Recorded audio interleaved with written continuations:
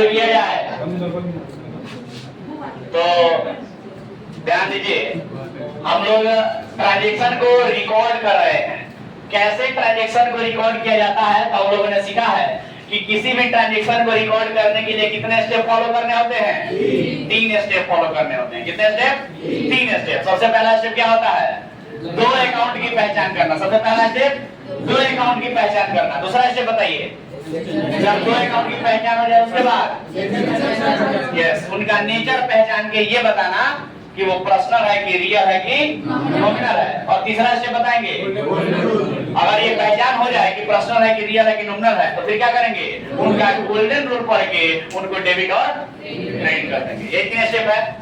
चलिए, ये 3 स्टेप सीखने के बाद हम लोगों ने सीखा कि अगर हम गुड्स को रिकॉर्ड करते हैं, मतलब गुड्स से रिलेटेड, माल या सामान वस्तु से संबंधित अगर कोई लेन देन होता है तो उसके लिए हम लोगों ने 2 शब्द का इस्तेमाल किया था। एक था आपका परचेज अकाउंट और दूसरा था सेल्स अकाउंट। मतलब अगर गुड्स को जब भी परचेज किया जाएगा तो परचेज अकाउंट लिखा जाएगा और गुड्स को जब भी सेल किया जाएगा तो सेल्स अकाउंट लिखा जाएगा। यही सीखे हो ना? गुड्स को जब भी परचेज किया जाएगा तो परचेज अकाउंट और गुड्स को जब भी सेल किया जाएगा तो सेल्स अकाउंट लिखा जाएगा। लेकिन हम लोग उससे भी आगे बढ़ चुके हैं, है ना सर? और अभी हम लोग क्या सीख रहे हैं कि गुड्स के अलावा अगर कोई दूसरी संपत्ति, गुड्स के अलावा अगर कोई दूसरी संपत्ति खरीदी या बेची जाती है, गुड्स के अलावा, ध्यान दीजिए, गुड्स के अलावा अगर कोई दूसरी संपत्ति खरीदी या बेची जाती है तो उस संपत्ति का, जैसे अगर मशीन खरीदा तो मशीन अकाउंट लिखेंगे, मशीन खरीदा तो मशीन अकाउंट, मशीन बेचा तो मशीन अकाउंट, फर्नीचर खरीदा तो फर्नीचर अकाउंट, फर्नीचर बेचा तो फर्नीचर अकाउंट, साइकिल खरीदा तो साइकिल अकाउंट, साइकिल बेचा तो साइकिल अकाउंट, कंप्यूटर खरीदा कंप्यूटर अकाउंट, कंप्यूटर बेचा कंप्यूटर अकाउंट, चेयर खरीदा चेयर अकाउंट, चेयर बेचा चेयर अकाउंट। आ रहा है समझ में? मतलब देख रहे हैं आप लोग कि गुड्स में और बाकी एसेट्स में क्या अंतर है। अगर गुड्स को खरीदा जाता है तो परचेज अकाउंट शब्द इस्तेमाल करते हैं, और गुड्स को बेचा जाता है तो, बोलो ना, गुड्स को बेचा जाता है तो सेल्स अकाउंट। लेकिन गुड्स के अलावा अगर कोई भी दूसरी संपत्ति खरीदी या बेची जाती है तो उस संपत्ति का नाम लिखते हैं। कोई दिक्कत किसी को? क्लियर है ना बात? तो कल हम लोगों ने मशीन का एग्जांपल देखा था। आज चलिए कोई दूसरा एग्जांपल लेके हम लोग आगे बढ़ते हैं। जैसे कि मान लीजिए फर्नीचर, एग्जांपल क्रिएट करते हैं, ट्रांजैक्शन को रिकॉर्ड करना है। जैसे एग्जांपल यहाँ पर लिखते हैं, एग्जांपल नंबर 1 फर्नीचर के बारे में। फर्नीचर, और मैं उम्मीद करता हूं आप लोग बना के बताएंगे। Furniture purchased for cash ₹10,000। फिर ध्यान दीजिए, यानी कि नगद में, इसका हिंदी क्या होगा जी? नगद में फर्नीचर, फर्नीचर बोलो ना, नगद में फर्नीचर खरीदा गया। कितने रुपए का? 10,000। तो हिंदी मीडियम वाले हो चाहे इंग्लिश मीडियम वाले हो, सब लोग आराम से इस पे सेट हो सकते हैं। आगे देख सकते हैं कि हिंदी को दोनों में लिखा हुआ है तो किसी को तकलीफ नहीं होगा, कोई दिक्कत किसी को? चलो तो ध्यान दो। तो फर्नीचर परचेज फॉर कैश, यानी कि नगद में फर्नीचर खरीदा गया है, तो 2 अकाउंट की पहचान करेंगे क्या आप लोग? 2 अकाउंट की पहचान करेंगे क्या? बोलिए ना। 2 अकाउंट कौन सा होगा? फर्नीचर खरीदा गया है नगद में तो फर्नीचर आएगा, पैसा यही होगा ना। फर्नीचर नगद में खरीदा गया है तो फर्नीचर आएगा और पैसा जाएगा। तो बताओगे फर्नीचर आएगा तो क्या लिखेंगे? फर्नीचर आएगा तो क्या लिखेंगे? फर्नीचर अकाउंट लिखेंगे। और पैसा जाएगा तो क्या लिखेंगे? कैश अकाउंट लिखेंगे। 2 अकाउंट की पहचान हो गई क्या? सबसे पहला स्टेप तो यही होता है ना जी, 2 अकाउंट की पहचान करना। कोई डाउट किसी को? बोलो ना, किसी को कोई डाउट? तो 2 अकाउंट की पहचान सबसे पहले हो गई। अब अगला काम क्या होता है सर? अगला काम क्या होता है? इसका नेचर पहचान के ये बताना कि पर्सनल अकाउंट है कि रियल अकाउंट है कि नॉमिनल अकाउंट है। तो क्या आप लोग बता सकते हैं? क्या आप लोग बता सकते हैं?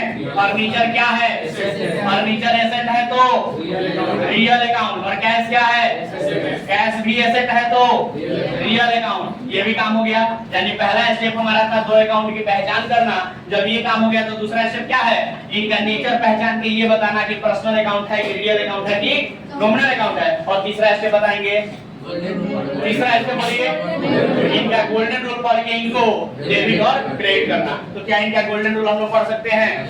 इनको डेबिट क्रेडिट कर सकते हैं? तो पढ़िए ना, तो वही रियल अकाउंट है, तो मजे की बात है, एक ही रूल से काम चल जाएगा। रियल अकाउंट का रूल पढ़िए, डेबिट व्हाट क्रेडिट व्हाट, मतलब debit what comes in, credit what goes out, मतलब आता है तो डेबिट करेंगे और जाता है तो क्रेडिट करेंगे। तो बताएंगे इसमें क्या आया है और क्या गया है? फर्नीचर आया और पैसा गया है। तो फर्नीचर के सामने क्या लिखे? डेबिट व्हाट कम्स इन या credit what goes out? Debit what comes in. और पैसे के आगे क्या लिखे? डेबिट व्हाट कम्स इन या credit what goes out? Credit what goes out. समझ पा रहे हैं सभी लोग? कोई दिक्कत किसी को? बोलो ना। इसी प्रकार से अगला एग्जांपल अगर देते बनाइएगा। चलिए एग्जांपल नंबर 2 लिखते हैं। फर्नीचर परचेज, फर्नीचर खरीदा गया। फर्नीचर परचेज फ्रॉम, किससे खरीदे जी? किससे खरीदे फर्नीचर? मोहन के अलावा और कोई नाम नहीं मिलता है? हाँ बोलो, फर्नीचर परचेज फ्रॉम, किससे खरीदा फर्नीचर? विराट से। चलो अच्छा बात है, अच्छा नाम दिए। तो furniture purchase from Virat rupees कितना? यहाँ पर थोड़ा सा और आगे बढ़ा देते हैं। Furniture purchase from Virat for cash rupees 10,000। चलो ध्यान दो, यानी कि विराट से 10,000 रुपए का नगद फर्नीचर खरीदा। यानी विराट से नगद में फर्नीचर खरीदा। विराट से नगद में फर्नीचर खरीदा, यही होगा ना जी? विराट से नगद में फर्नीचर खरीदा, कितने रुपए का? 10,000 रुपए का। तो चलो बताएंगे क्या? विराट से अगर नगद में फर्नीचर खरीदा तो लिखेंगे इसको आप लोग। सबसे पहले दो अकाउंट की पहचान कीजिए। विराट से फर्नीचर खरीदा गया है लेकिन नगद में खरीदा गया है, तो फर्नीचर आएगा और पैसा जाएगा। आगे विराट का नाम लिखा है तो उधार में खरीदा गया है। सर विराट से खरीदे हैं लेकिन फर्क है ऐसे नगद में खरीदे हैं, तो पैसा गया है। इसलिए इसको, इस लेनदेन को क्या कहेंगे? नगद लेनदेन या उधार लेनदेन? नगद लेनदेन। तो फर्नीचर खरीदा गया है तो फर्नीचर आएगा, तो फर्नीचर अकाउंट, और पैसा गया है तो कैश अकाउंट। क्या आगे का काम कर लीजिएगा? बोलिए, आगे का काम हो जाएगा क्या? चलिए आगे बढ़े हम। तीसरा एग्जांपल लिखे। चलिए तीसरा एग्जांपल लिखते हैं। Furniture purchase from Virat, furniture purchase from Virat on credit rupees 10,000। मान लीजिए कि विराट से उधार में फर्नीचर खरीदा गया है ना? विराट से उधार में फर्नीचर खरीदा गया। तो कैसे लिखेंगे सर? दो अकाउंट की पहचान कीजिएगा। सबसे पहले तो आप लोग ये बताइए कि ये ट्रांजैक्शन नगद में है या उधार में है? उधार में। कैसे पता चला? साफ साफ लिखा है कि सर कि उधार में खरीदा गया है। देखिए विराट से उधार में खरीदा गया, सिंपल सी बात है कि उधार में है। बोलिए। तो अगर उधार में खरीदे हैं, फर्नीचर खरीदे हैं, तो फर्नीचर आएगा और पैसा जाएगा। अरे भाई उधार में खरीदे हैं, पैसा कहाँ से जाएगा? उधार में खरीदे हैं ना, जाएगा पैसा। रिदम मिला के बोल देना है। हाँ, फर्नीचर आएगा, पैसा जाएगा। पैसा कैसे जाएगा जब उधार में खरीदे हैं? तो बोलिए, जाएगा क्या पैसा? नहीं जाएगा सर, उधार में खरीदे हैं। तो बताइए क्या लिखेंगे फिर? फर्नीचर खरीदे हैं तो फर्नीचर तो आएगा ना सर। तो एक तो हो गया आपका फर्नीचर अकाउंट, और दूसरा अकाउंट बोलिए विराट। क्यों सर?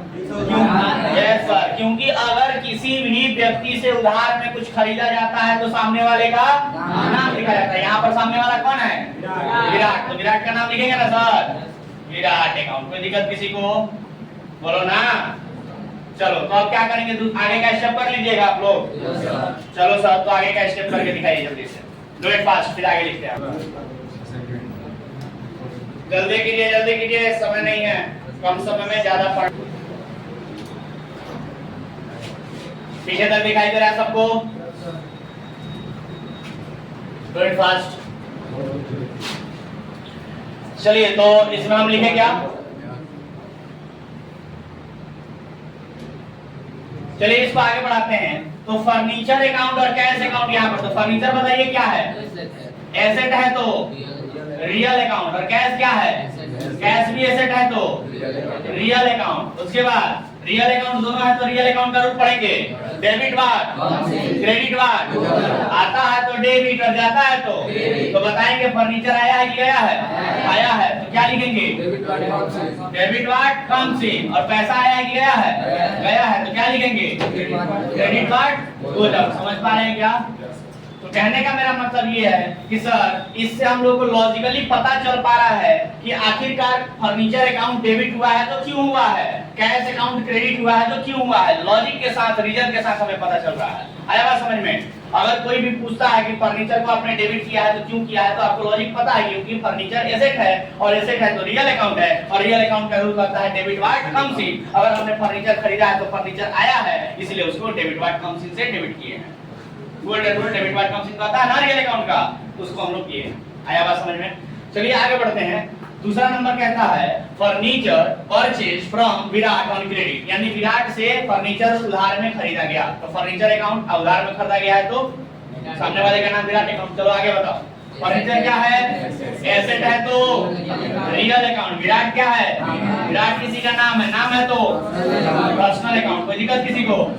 चलो अब रियल अकाउंट का रूल पढ़ेंगे और फिर उसके बाद पर्सनल अकाउंट का रूल पढ़ेंगे। रियल अकाउंट का रूल पढ़िए, debit watt comes in, credit वाट मतलब आता है तो डेबिट, जाता है तो क्रेडिट। तो बताओगे फर्नीचर आया है कि गया है, आया है तो क्या लिखेंगे, डेबिट वाट कम्स इन या क्रेडिट वाट गो जाओ, डेबिट वाट कम्स इन। किसी को दिक्कत? चलो पर्सनल अकाउंट का रूल पढ़ेंगे, क्या कहता है, debit the receiver credit the giver, यानी लेने वाले को डेबिट करते हैं और देने वाले को क्रेडिट करते हैं। तो बताओ विराट ने कुछ लिया है या कुछ दिया है, दिया है। सर फर्नीचर हमने विराट से खरीदा है ना, तो विराट ने फर्नीचर लिया है या फर्नीचर दिया है, फर्नीचर दिया है, फर्नीचर दिया है। तो डेबिट द रिसीवर करेंगे या क्रेडिट द गिवर करेंगे, very good, credit the giver करेंगे। कोई दिक्कत किसी को? तो यहाँ पर समझ में आ रहा है क्या कि फर्नीचर अकाउंट डेबिट हुआ है तो क्यों हुआ है, विराट अकाउंट क्रेडिट हुआ है तो क्यों हुआ है। लॉजिक समझ में आ रहा है? सर लॉजिक जानना बहुत जरूरी है। आया बात समझ में? ऐसे हम बहुत बच्चों को देखते हैं, हमारे पास बीकॉम में बच्चे पढ़ने आए हैं, बीकॉम पार्ट 1 में, उनको बेसिक अकाउंटिंग नहीं समझ में आ रहा है, पता नहीं अलग अलग जगह से पढ़ के आए हैं सब लोग यहाँ बीकॉम कर रहे हैं, देख रहे हैं उनको बेसिक अकाउंटिंग सिखाना पड़ रहा है। छोटे छोटे ट्रांजैक्शंस का जब पूछते हैं कि बताइए अगर कोई भी ट्रांजैक्शन इस तरह का हम लोग से पूछ रहे हैं, फर्नीचर खरीदा गया है नगद में तो फर्नीचर अकाउंट डेबिट होगा, कैश अकाउंट क्रेडिट होगा, तो पूछते हैं क्यों होगा, बताइए उसके पीछे का लॉजिक क्यों है, क्या है।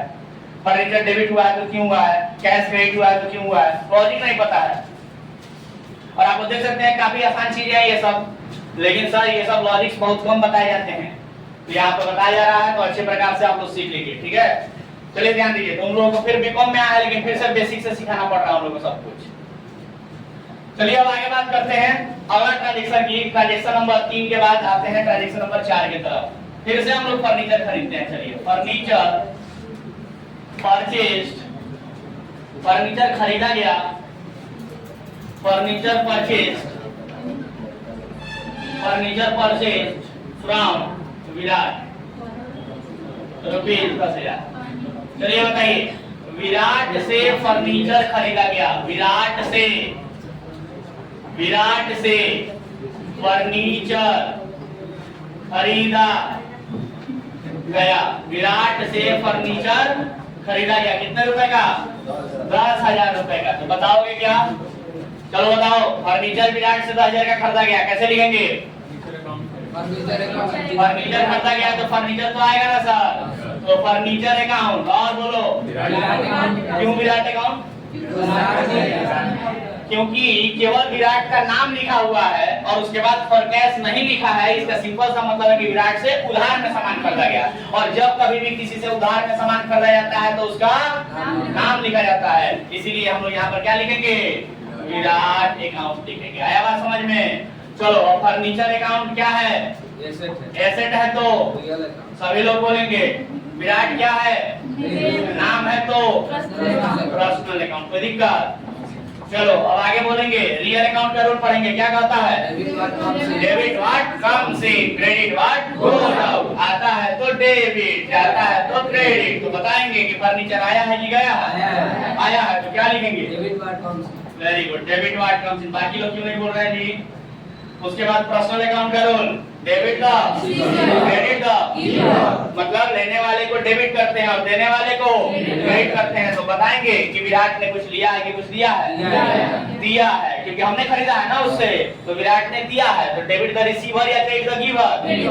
Credit the giver. Very good, देने वाले को क्रेडिट करते हैं। कोई दिक्कत?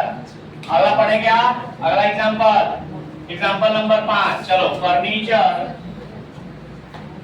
Furniture purchase. अगर केवल ऐसे ही लिखा हुआ है, बताओ 10,000 रुपए, यानी कि फर्नीचर खरीदा गया। हिंदी में लिखते ना, फर्नीचर खरीदा गया, फर्नीचर खरीदा गया। चलो बताओ, अगर फर्नीचर खरीदे हैं 10,000 रुपए का, तो कैसे लिखेंगे सर? फर्नीचर अकाउंट और अच्छा, कैश क्यों लिखेंगे ये बताओ? क्यों लिखेंगे? क्योंकि नगद में खरीदा। कैसे पता चला नगद में है? क्योंकि ट्रांजैक्शन में किसी का नाम नहीं इस्तेमाल हुआ है। और बताए थे कि जब भी किसी का नाम इस्तेमाल हुआ हो तभी हम लोग कहेंगे कि लेन देन उधार में हुआ है। अगर किसी का नाम इस्तेमाल नहीं हुआ है तो क्या कहेंगे? कि नगद में है। और नगद में है का मतलब पैसा गया है। फर्नीचर खरीदे हैं नगद में मतलब पैसा गया। चलो बताओ, फर्नीचर क्या है? एसेट है तो रियल अकाउंट। कैश क्या है? एसेट है तो रियल अकाउंट। और मजे की बात है कि दोनों ही रियल अकाउंट हो गया, तो एक ही गोल्डन रूल से काम चल जाएगा। क्या बोलो ना? रियल अकाउंट का रूल क्या होता है? Debit the receiver. नहीं होता है? तो चेक कर रहे थे कि आप लोग अलर्ट है कि नहीं है। अच्छी बात है। चलिए, तो रियल अकाउंट का रूल पढ़िए। Debit what comes in, credit what goes out. मतलब आता है तो डेबिट, जाता है तो क्रेडिट। तो बताएंगे इसमें से क्या आया है क्या गया है? फर्नीचर आया और पैसा गया है। तो फर्नीचर के आगे क्या लिखे? क्या लिखे? डेबिट व्हाट कम्स इन, और पैसा के आगे, कैश के आगे क्रेडिट व्हाट गोज आउट। किसी को दिक्कत? क्या समझ पा रहे हैं सभी लोग? चलिए जल्दी जल्दी लिखिए इसको, डू इट फास्ट। ऐसे ही ढेर सारे ट्रांजैक्शन को प्रैक्टिस करके हमें आगे बढ़ना है। तो यहाँ पर हम लोगों ने एक कंसेप्ट सीखा, और वो कंसेप्ट क्या था कि जब भी गुड्स खरीदेंगे तो परचेज अकाउंट लिखेंगे, गुड्स बेचेंगे तो सेल्स अकाउंट लिखेंगे। लेकिन गुड्स के अलावा अगर दूसरी कोई भी संपत्ति खरीदी या बेची जाएगी तो उसका नाम लिखा जाएगा। समझिए बात? उस संपत्ति का नाम लिखा जाएगा। जैसे कल हम लोगों ने देखा था, मशीन खरीद रहे थे तो मशीन अकाउंट लिख रहे थे। आज हमने क्या देखा? अरे पीछे फर्नीचर खरीदे हैं तो क्या लिखे हैं? Furniture account. समझिए बात? इसी प्रकार से अगर मशीन या फर्नीचर बेचेंगे तो भी उसका नाम लिखेंगे। कोई दिक्कत? तो ढेर सारे परचेज के केस हम लोगों ने देख लिया है। अब फिर हम लोग सेल्स का केस देखेंगे। आया समझ में? कि बहुत खरीद लिया, गुड्स खरीद लिया, फर्नीचर खरीद लिया, मशीन खरीद लिया, थोड़ा बेचते हैं। बिजनेस किए हैं तो बेचेंगे भी ना, बेचते हैं। लेकिन फर्नीचर और मशीन बेचने के लिए नहीं खरीदे थे, क्योंकि अगर बेचने के लिए ही खरीदा होता तब तो गुड्स हो जाता। गुड्स का मतलब बताया थे आप लोगों को कि वैसी वस्तु जिसको बेचने के लिए ही खरीदा जाता है, मतलब हम उसका बिजनेस करते हैं, उस वस्तु को गुड्स कहेंगे। लेकिन ये फर्नीचर और मशीन यहाँ पर हम लोग लिखे हैं, इसका बिजनेस हम लोग नहीं करते हैं, क्योंकि बिजनेस करते हैं अगर इस चीज का तो ये भी गुड्स होता, और अगर गुड्स होता तो फिर से यहाँ परचेज अकाउंट लिखना पड़ता। आ रहा है समझ में? तो सर ये गुड्स नहीं है, लेकिन फिर भी मान लीजिए कि जरूरत पड़ा, हमारी कुर्सी पुरानी हो गई है, सोच रहे हैं इसको हटा के नया कुर्सी लेके आए, कुर्सी बेचेंगे ना। ये फर्नीचर सोच रहे हैं कि पुराना हो गया, इसको हटा के नया लेके आए यहाँ पर, तो फर्नीचर बेचेंगे ना। बेचेंगे तो फिर उसका भी तो ट्रांजैक्शन लिखना पड़ेगा। तो आइए देखते हैं कि कैसे होगा। ठीक है, चलो लिखो सब लोग जल्दी से, इसको मिटाते हैं और फिर आगे बढ़ते हैं। Do it fast.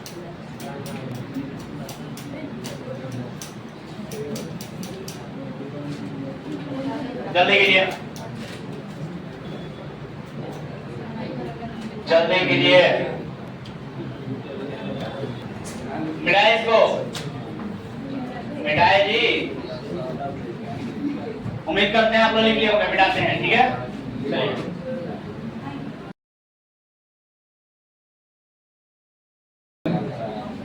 चलिए अब कुछ ट्रांजैक्शन को हम लोग रिकॉर्ड करते हैं जो कि एसेट्स को बेचने से रिलेटेड होगा। मतलब किसी ना किसी संपत्ति को हम लोग बेचेंगे। जैसे कल हम लोगों ने मशीन खरीदा था, है कि नहीं? चलिए जरा आज मशीन को बेचते हैं। मशीन को बेच भी दिए थे। अच्छा, तो आज चलिए फर्नीचर खरीदा तो इसको बेच के देखते हैं। मान लीजिए फर्नीचर कभी का खरीदा हुआ था और जरूरत पड़ने पर उसको बेच रहे हैं, है कि नहीं? तो फर्नीचर भी बेच दिए थे? नहीं, कुछ भी। अरे कल यार चले रहने देता। Furniture sold for cash ₹10,000। चलिए बताइए, नगद में क्या बेचे हैं? फर्नीचर। नगद में फर्नीचर बेचा गया। नगद में फर्नीचर बेचा गया। कितने रुपए का बताओ ना? 10,000 रुपए का। नगद में फर्नीचर 10,000 रुपए का बेचा गया। चलो बताओगे? बताओ। फर्नीचर नगद में बेचा गया है तो दो अकाउंट की पहचान करो। पैसा आएगा और फर्नीचर जाएगा। तो पैसा आएगा तो उसके लिए कैश अकाउंट, और फर्नीचर जाएगा तो उसके लिए बोलो ना फर्नीचर अकाउंट। तो यहाँ पर क्या लिखे बोलो? कैश अकाउंट और फर्नीचर अकाउंट। चलो आगे बताओ, कैश क्या है? कैश क्या है? एसेट है तो रियल अकाउंट। फर्नीचर क्या है? एसेट है तो कौन अकाउंट? Real account. चलो आगे क्या करेंगे बोलो? रियल अकाउंट का रूल पढ़ेंगे ना। रियल अकाउंट का रूल क्या कहता है? डेबिट बार क्रेडिट बार, मतलब आता है तो जाता है तो बताओगे क्या आया है क्या गया है? पैसा आया और फर्नीचर गया है। तो पैसा आया है तो क्या लिखेंगे? डेबिट बार काम सीन, और फर्नीचर गया है तो क्या लिखेंगे? क्रेडिट बार। हो जाओ। किसी को कोई दिक्कत? आप लोगों को कोई दिक्कत? समझ आ रहा है? चलो अगला एग्जांपल दे बनाओगे। चलो लिखते हैं। अगला एग्जांपल है फर्नीचर सोल्ड टू, बताओ किसको बेचे? किसको बेचे? सचिन को। चलो लो, सचिन को बेच दिए। फर्नीचर सोल्ड टू सचिन, लेकिन फॉर कैश ₹10,000। चलो बताओ, सचिन को फर्नीचर नगद में बेचा गया। सचिन को फर्नीचर नगद में बेचा गया। तो क्या इसको लिख सकते हैं? सचिन को फर्नीचर नगद में बेचा गया। तो बताओ क्या लिखेंगे? नगद में बेचा है सचिन को। देखो नाम इस्तेमाल हुआ है लेकिन फिर भी आगे क्या कर रहा है? For cash. मतलब नाम के आगे अगर फॉर कैश लग जाए इसका मतलब उसको उस व्यक्ति को नगद में बेचा है। तो नगद में बेचे हैं का मतलब पैसा आया और फर्नीचर। तो पैसा आया तो क्या लिखेंगे? कैश अकाउंट, और फर्नीचर गया तो फर्नीचर अकाउंट। समझ गए बात? बोलो ना कोई दिक्कत? तो कैश क्या है? एसेट है, और फर्नीचर ये भी एसेट है। जो दोनों ही एसेट है तो कौन अकाउंट? दोनों ही रियल अकाउंट। सभी लोग बोलने का प्रयास करेंगे। लिखने का समय हम देते हैं, आप लोग लिखिएगा फ्री टाइम में। फिलहाल अभी यहाँ बोलिए रियल अकाउंट का रूल पढ़ेंगे। बोलिए क्या होगा? डेबिट बार क्रेडिट बार, मतलब आता है तो जाता है तो बताइए क्या आया है क्या गया है? कैश आया और फर्नीचर। कैश आया है तो क्या लिखेंगे? डेबिट बार काम सीन, और फर्नीचर गया है तो क्रेडिट बार। हो जाओ। किसी को दिक्कत? समझ में आ रहा है क्या? ऐसे ही और एग्जांपल दे बनाइएगा। चलिए इधर भी बिठाते हैं।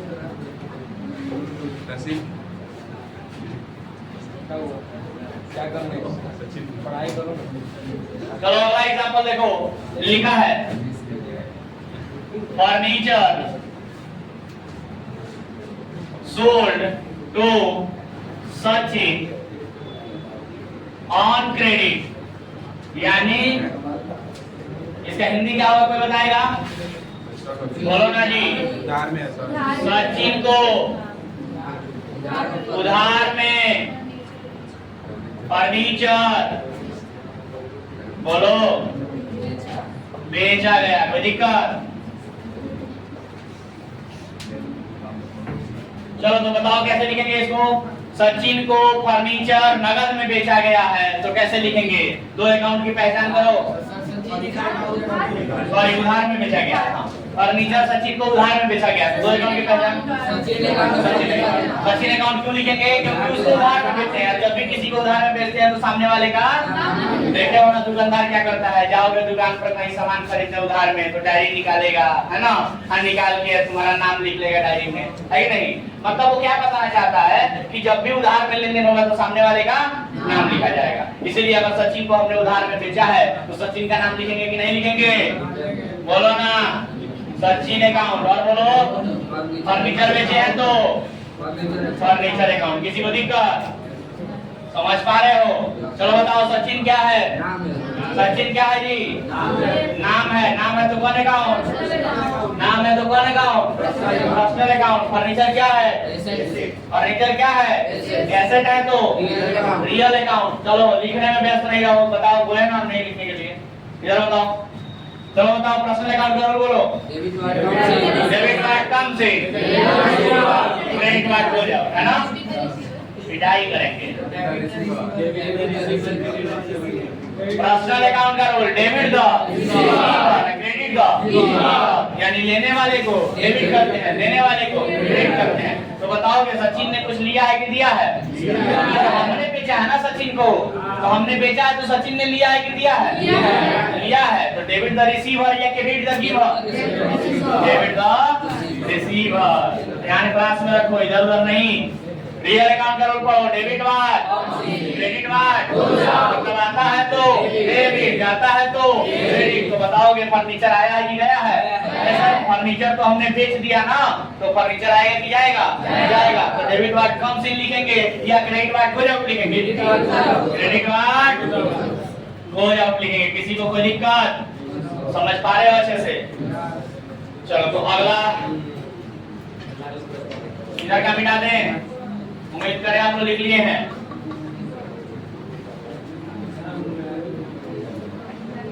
ऐसे ही प्रैक्टिस करना है सर।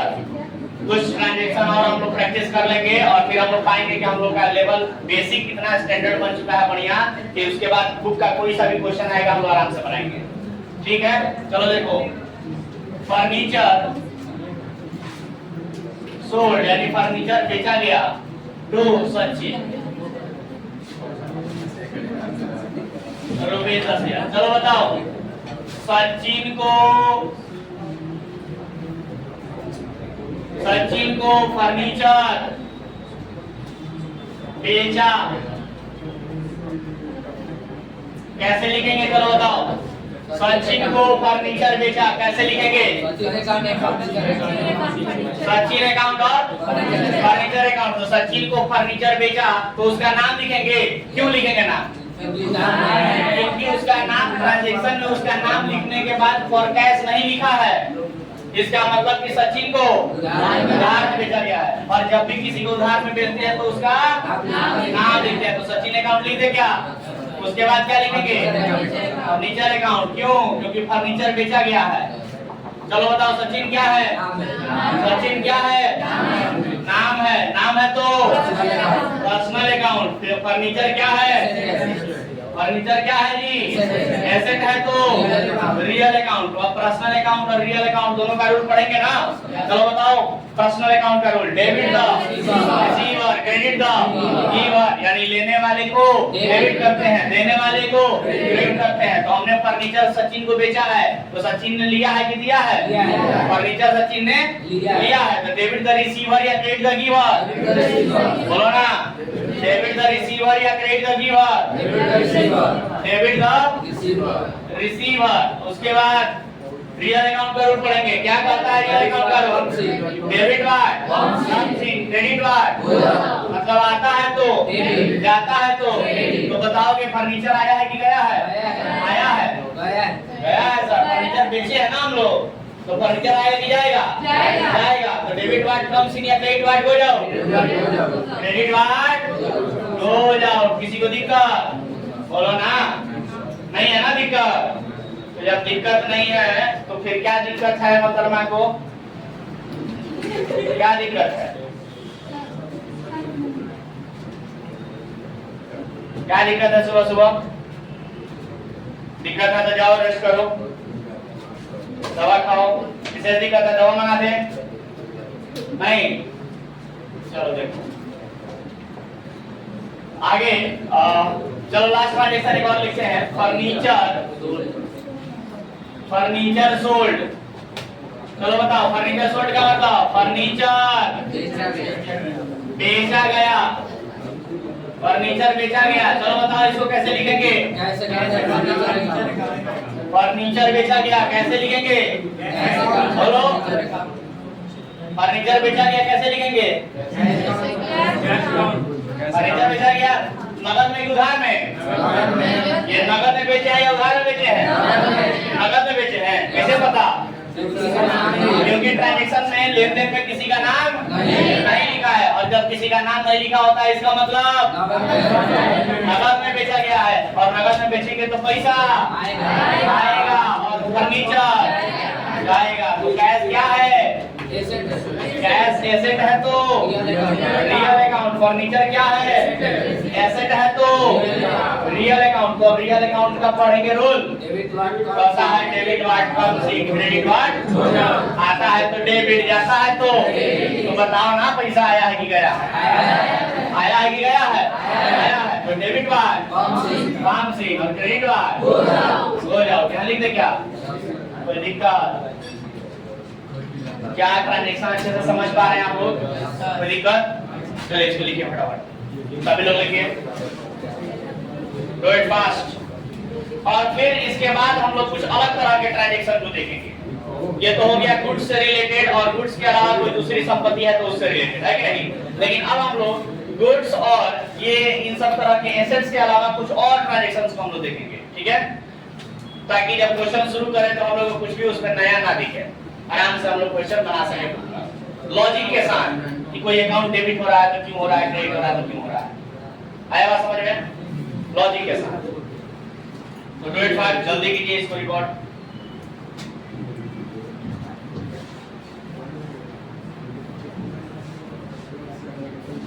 जल्दी करो।